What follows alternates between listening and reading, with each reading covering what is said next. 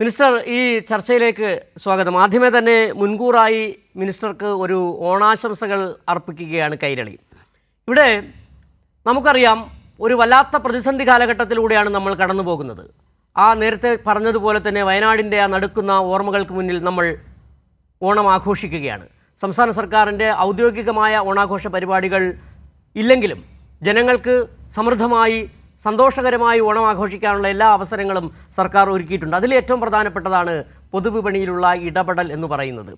ഞങ്ങളൊക്കെ ഈ യാത്രയിൽ മാധ്യമങ്ങളിൽ നമ്മൾ ചാനലിലൂടെ സർക്കാർ ചെയ്യുന്ന സേവനങ്ങളെക്കുറിച്ച്, സർക്കാർ നടത്തുന്ന ക്ഷേമ പ്രവർത്തനങ്ങളെക്കുറിച്ച് പറയുമ്പോൾ പോലും പൊതുവായ ചർച്ചകളിലടക്കം, സാധാരണ യാത്രകളിലടക്കം പലരും ചോദിക്കാറുണ്ട്, എങ്ങനെയാണ് ഈ സർക്കാർ ഈ കാര്യങ്ങളൊക്കെ കൊണ്ടുപോകുന്നത് എന്നുള്ള രീതി. കാരണം നമുക്കറിയാം, കഴിഞ്ഞ കേന്ദ്ര സർക്കാർ 24,000 കോടി തരാനുണ്ട്. ഏറ്റവും ഒടുവിലായി 3,000 കോടി ഓണം സമയത്ത് പോലും വെട്ടിയ ഒരു കേന്ദ്ര സർക്കാരിൻ്റെ മുന്നിൽ നിന്നുകൊണ്ടാണ് ഒരു ഓണത്തെ മനോഹരമായി താങ്കളുടെ സർക്കാർ മുന്നോട്ട് കൊണ്ടുപോകുന്നത്. എങ്ങനെ കഴിയുന്നു ഈ ഓണക്കാലത്ത് ഈ പ്രതിസന്ധികൾക്കിടയിൽ നിന്നുകൊണ്ട് മലയാളിക്ക് നല്ലൊരു ഓണം കാഴ്ചവെക്കാൻ? ജനങ്ങളോടുള്ള ഏറ്റവും അടുത്ത പ്രതിബദ്ധതയാണ് ഇടതുപക്ഷ സർക്കാർ. ഈ ഓണത്തിന് നിരവധി പ്രയാസങ്ങളെല്ലാം ഉണ്ടെങ്കിൽ പോലും ഇവിടെ പറഞ്ഞതുപോലെ കേന്ദ്ര ഗവൺമെൻറ്റിൻ്റെ നിലപാട് നമുക്കെപ്പോഴും എതിരാണ്. സാധാരണ ഉത്സവ നാളുകൾ, ദേശീയ ഉത്സവ സമയത്ത് സംസ്ഥാനങ്ങളെ സഹായിക്കുന്ന ഒരു നിലപാടാണ് കേന്ദ്രം സ്വീകരിക്കാറുള്ളത്. ഓണം നമ്മുടെ ദേശീയ ഉത്സവത്തിന് ആ നിലയിൽ കേന്ദ്ര ഗവൺമെൻറ് നമുക്ക് അധികമായി അരി നൽകണമെന്ന ആവശ്യം നിരവധി തവണ ശ്രദ്ധയിൽപ്പെടുത്തിയെങ്കിലും അതിനൊരു പരിഹാരവും ഉണ്ടായില്ല, ഒരു നടപടിയും ഉണ്ടായിട്ടില്ല. അതിനോടൊപ്പമാണ് വയനാട് ദുരന്തം നമുക്കുണ്ടാക്കിയ പ്രയാസങ്ങൾ. ഇതിനിടയിലാണ് കേരളത്തിലെ ജനങ്ങൾക്ക് ഓണക്കാലത്ത് ഏറ്റവും അധികം ആവശ്യം, തിരക്കും വരുന്നത് ഭക്ഷ്യസാധനങ്ങൾക്കാണ്. അതിനാണ് വില വർദ്ധിക്കാറുള്ളത്. ആ വില വർധനവ് ഉണ്ടാകാതിരിക്കാൻ, വിലക്കയറ്റത്തിൻ്റെ ഭീതിയിൽ നിന്ന് ജനങ്ങളെ സംരക്ഷിക്കാൻ നമ്മുടെ സംസ്ഥാനത്ത് അതിനനുസൃതമായ നിലപാടാണ് LDF സർക്കാർ സ്വീകരിച്ചിരിക്കുന്നത്. അതിലേറ്റവും പ്രാധാന്യമേറിയ ഒന്ന്, പൊതുവിതരണ കേന്ദ്രങ്ങളിലൂടെ വെള്ള നീല കാർഡ് ഉടമകൾ, ഏകദേശം 53 ലക്ഷം കാർഡ് ഉടമകൾ വരും. ആ 53 ലക്ഷം കുടുംബങ്ങൾക്ക് സാധാരണ ലഭിക്കുന്ന ഭക്ഷ്യധാന്യത്തിന് പുറമെ 10 കിലോ അരി നമുക്ക് 10 രൂപ 90 പൈസയ്ക്ക് നൽകാൻ കഴിയുന്നു എന്നുള്ളതാണ്. ആ 10 രൂപ 90 പൈസയ്ക്ക് വാങ്ങുന്ന അരി ഈ തെക്കൻ കേരളത്തിൽ അറിയപ്പെടുന്നത് നമ്മുടെ കൃഷിക്കാർ ഉൽപ്പാദിപ്പിക്കുന്ന നെല്ല് പ്രോസസ്സ് ചെയ്തെടുക്കുന്ന ചമ്പാവരിയാണ്. അതേ അരിയാണ് നമുക്ക് റേഷൻ കടകളിലൂടെ 55 രൂപയോളം വില വരുന്ന അരിയാണ് 10 രൂപ 90 പൈസയ്ക്ക് ഈ കാർഡ് ഉടമകൾക്ക് നൽകാൻ കഴിയുന്നത്. അതോടൊപ്പം മുൻഗണനാ കാർഡുകാരായിട്ടുള്ള 47 ലക്ഷത്തോളം വരും. അത്തരം കുടുംബങ്ങൾക്ക് അവർക്ക് അനുവദിക്കപ്പെട്ട അരിവിഹിതത്തിൽ 50% ഈ വില കൂടിയ ചമ്പാവരി നമുക്ക് വാങ്ങാനുള്ള അവസരം ഇത്തവണ ഒരുക്കിയിട്ടുണ്ട്.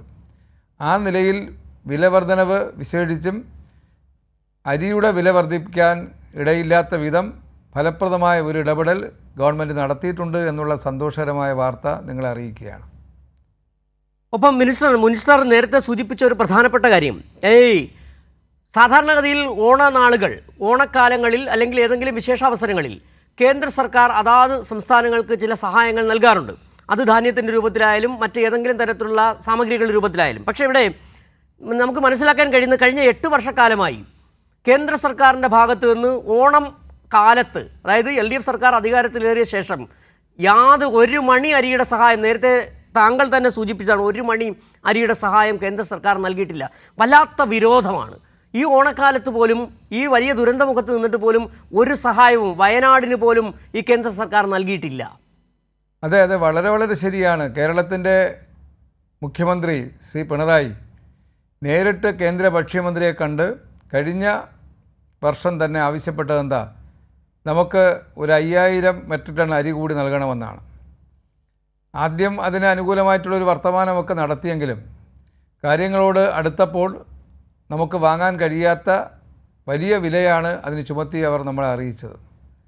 അപ്പോൾ നമുക്ക് നൽകുന്ന ഭക്ഷ്യധാന്യത്തിൻ്റെ ആ വിലയ്ക്ക് കേന്ദ്ര ഗവൺമെൻറ് നമുക്ക് അധികമായി അരി നൽകേണ്ടതാണ്. വിശേഷിച്ചും ഇതുപോലുള്ള ഉത്സവ നാടുകൾ, ഓണം, റംസാൻ, ക്രിസ്മസ് ഇതുപോലുള്ള ഉത്സവ നാടുകളിൽ പ്രളയം, അങ്ങനെ ഉരുൾപൊട്ടൽ, ഇങ്ങനെയുള്ള ദുരന്തങ്ങൾ ഉണ്ടാകുന്ന ഘട്ടങ്ങളിൽ ആ സമയത്ത് സംസ്ഥാനങ്ങളെ സഹായിക്കുക, വിശേഷിച്ചും ഭക്ഷ്യധാന്യം നൽകി സഹായിക്കുക എന്നത് കേന്ദ്ര ഗവൺമെൻറ്റിൻ്റെ ഒരു നയമായിരുന്നു സ്വാതന്ത്ര്യാനന്തര ഇന്ത്യയിൽ കാണാൻ കഴിഞ്ഞത്.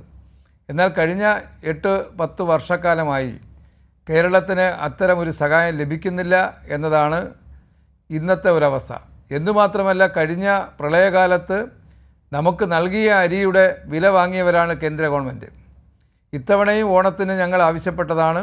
എന്നാൽ ഒരു മണി അരി പോലും ഇതുവരെ ഈ കേരളത്തിൻ്റെ ദുരന്തം അനുഭവിച്ച വയനാടിനോ അല്ലെങ്കിൽ കേരളത്തിൻ്റെ ദേശീയ ഉത്സവവുമായി ബന്ധപ്പെടുത്തിക്കൊണ്ടോ നൽകാൻ തയ്യാറായിട്ടില്ല.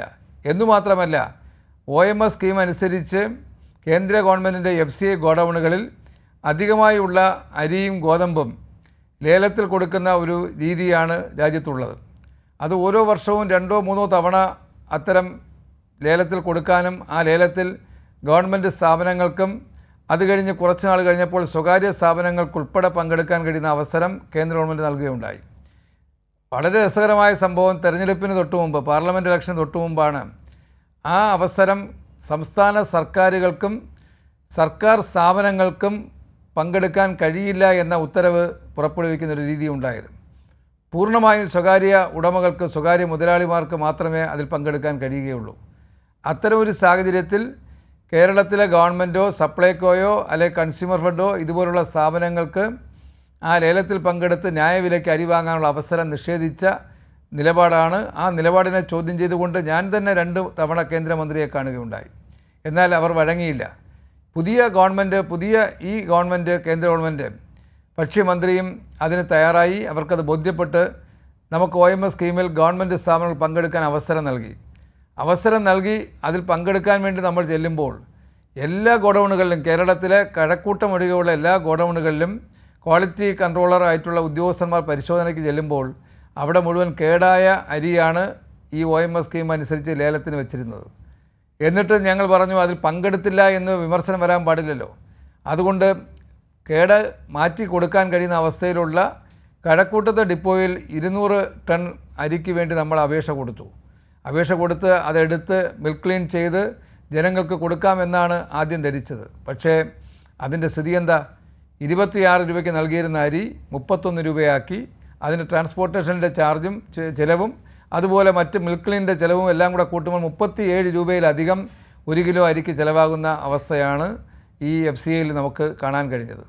അതുകൊണ്ട് തന്നെ അതിനേക്കാൾ വില കുറച്ച് നമുക്ക് മാർക്കറ്റിൽ നിന്ന് വാങ്ങാൻ കഴിയുന്ന സാഹചര്യം ഉപയോഗപ്പെടുത്താം എന്നുള്ളത് കൊണ്ട് ഞങ്ങൾക്ക് അതിൽ നിന്ന് പിന്മാറേണ്ടി വന്നു. ഞാനീ പറഞ്ഞത്, ഇതെല്ലാം അറിയുന്ന കേന്ദ്ര സർക്കാർ ഈ കേരളത്തിൻ്റെ ഉത്സവ നാളിൽ അത്തരം സാഹചര്യം കണക്കിലെടുത്തുകൊണ്ട് വിലവർധനവിൽ നിന്ന് മലയാളിയെ രക്ഷിക്കാൻ അവർക്ക് ന്യായവിലയ്ക്ക് അരി നൽകാനുള്ള നടപടി സ്വീകരിക്കണ്ടേ? അത്തരം സ്വീകരിച്ചില്ല എന്നതാണ് ദൗർഭാഗ്യകരമായ ഒരു അനുഭവം എന്ന് എനിക്ക് പറയേണ്ടതുണ്ട്. മിനിസ്റ്റർ പറഞ്ഞത് വളരെ വ്യക്തമാണ്. ഓപ്പൺ മാർക്കറ്റ് സെയിൽസ് സ്കീമിലടക്കം കേരളത്തെ വല്ലാതെ തഴയുന്ന ഒരു നിലപാട്.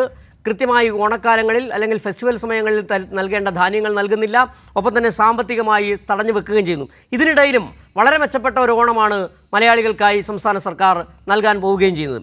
എങ്ങനെയാണ് സപ്ലൈകോയുടെ മൊത്തത്തിലുള്ള ഒരു ഓണ വിപണിയുമായി ബന്ധപ്പെട്ടുള്ള ഇടപെടലിൽ?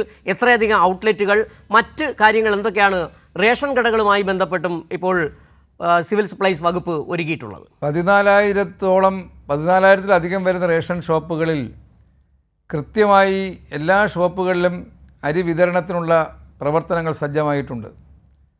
ഈ സെപ്റ്റംബർ മാസം ഓണത്തിന് 14-ാം തീയതിക്ക് മുമ്പ് തന്നെ ആ എല്ലാ കുടുംബങ്ങൾക്കും അത്തരം ഷോപ്പുകളിൽ നിന്ന് ഈ മാസത്തെ അരി വിഹിതം അവർക്ക് കൈപ്പറ്റാൻ കഴിയും. അതിനുള്ള തയ്യാറെടുപ്പുകൾ കാലേകൂട്ടി തന്നെ നടത്തിയിട്ടുണ്ട്. ഞാൻ ആദ്യം പറഞ്ഞതുപോലെ മാർക്കറ്റിൽ വലിയ വിലയുള്ള ചമ്പാവരി അടക്കം 10 രൂപ 90 പൈസയ്ക്ക് ഇത്തരം ഷോപ്പിൽ നിന്ന് ലഭ്യമാകുന്ന തരത്തിലുള്ള നടപടി ആയിട്ടുണ്ട്.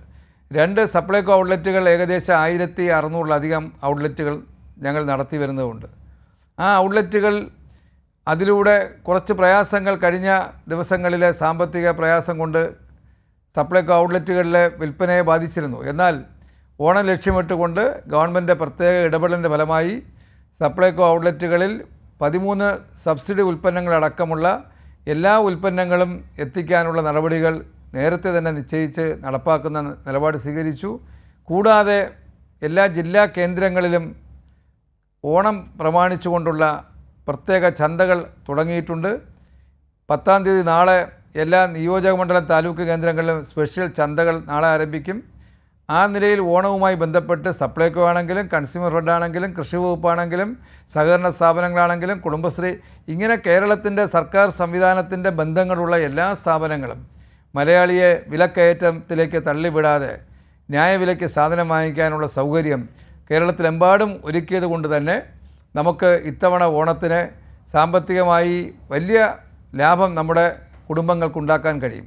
മറ്റൊന്ന്, 1500-ലധികം രൂപയിൽ അധികം വില വരുന്ന ഉൽപ്പന്നങ്ങൾ, 13 ഉൽപ്പന്നങ്ങൾ അത് സപ്ലൈകോയുടെ ഔട്ട്ലെറ്റിലൂടെ വാങ്ങുമ്പോൾ ഒരു ഉപഭോക്താവിന് 900 ഇഷ്ടം രൂപയാകുള്ളൂ. എന്ന് പറഞ്ഞാൽ 500-ലധികം രൂപ ഒരു 13 ഉൽപ്പന്നങ്ങളുടെ ആ ഉൽപ്പന്നങ്ങൾ സബ്സിഡി ഉൽപ്പന്നങ്ങൾ വാങ്ങുന്നതിലൂടെ ഒരു കുടുംബത്തിൽ ലഭിക്കുകയാണ്.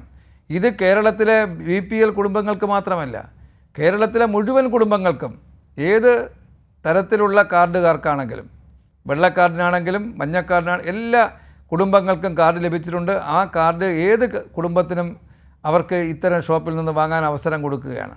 ആ നിലയിലുള്ള സംവിധാനം ഇന്ത്യയിൽ ഏതെങ്കിലും ഒരു സംസ്ഥാനത്തിന് പറയാൻ കഴിയുമോ?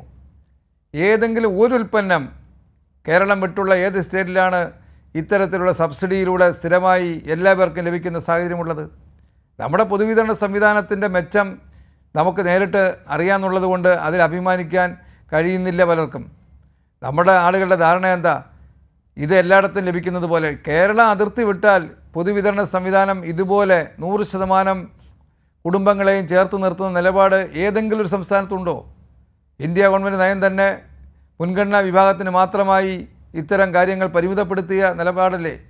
എന്നാൽ കേരളത്തിൽ പൊതുവിതരണ കേന്ദ്രങ്ങളിലൂടെ കൊടുക്കുന്ന അരിയാണെങ്കിലും ഗോതമ്പാണെങ്കിലും അതുപോലെ സപ്ലൈകോ ഔട്ട്ലെറ്റുകളാണെങ്കിലും കൺസ്യൂമർ ഫെഡിലൂടെയാണെങ്കിലും ജനങ്ങൾക്ക് എല്ലാ കുടുംബങ്ങൾക്കും ന്യായവിലയ്ക്ക് സാധനം വാങ്ങാനുള്ള 365 ദിവസവും ആ സൗകര്യം ലഭിക്കുകയല്ലേ? അപ്പോൾ ആ സൗകര്യങ്ങളാണ് ഈ കേരളത്തെ വിലവർധനവിൽ നിന്ന് രക്ഷപ്പെടുത്തുന്നത്. കൺസ്യൂമർ സ്റ്റേറ്റായ കേരളം അതിന് ഫലപ്രദമായ പ്രവർത്തനങ്ങളാണ്. എല്ലാ സുഹൃത്തുക്കളും അറിയേണ്ടുന്നത്, കൈരളിയിലെ പ്രേക്ഷകരെല്ലാവരും അറിയേണ്ടുന്ന ഒരു കാര്യം, ഇതുവരെ ഈ ഗവൺമെൻറ് കഴിഞ്ഞ 8 വർഷത്തെ പിണറായി സർക്കാർ ഒരു ഘട്ടത്തിൽ പോലും കടകൾ അടച്ചിടണം എന്നുള്ള ആഗ്രഹമുള്ളവരല്ല. കടകൾ എന്നേക്കുമായി നഷ്ടമാണ്, പ്രയാസമാണ്, സാമ്പത്തിക ദുരിതമാണെന്ന് പറഞ്ഞുകൊണ്ട് പൂട്ടാനുള്ള തീരുമാനം എടുത്തവരല്ല. ഈ ഗവൺമെൻറ് വന്ന 3 വർഷത്തിനുള്ളിൽ 96-ലധികം കടകളാണ് പുതുതായി ആരംഭിച്ചത്. ഈ ഓണക്കാലത്ത് 2 കടകൾ ഞാൻ തന്നെ ഈ ഓണക്കാലത്ത് ഉദ്ഘാടനം ചെയ്തു. നാളെ 2 കടകൾ കൂടി ഉദ്ഘാടനം ചെയ്യുകയാണ്. അങ്ങനെ ഓണത്തിനും അതുപോലെ ഏത് ഘട്ടവും നോക്കാതെ പുതിയ കടകൾ തുറന്നുകൊണ്ട് ജനങ്ങൾക്ക് പുതിയ അവസരം ചില പ്രദേശങ്ങൾ നൽകിക്കൊണ്ട് വ്യാപകമായി ജനങ്ങളെ സഹകരിപ്പിക്കുന്ന നിലപാടാണ് സപ്ലൈകോ സ്വീകരിക്കുന്നത്.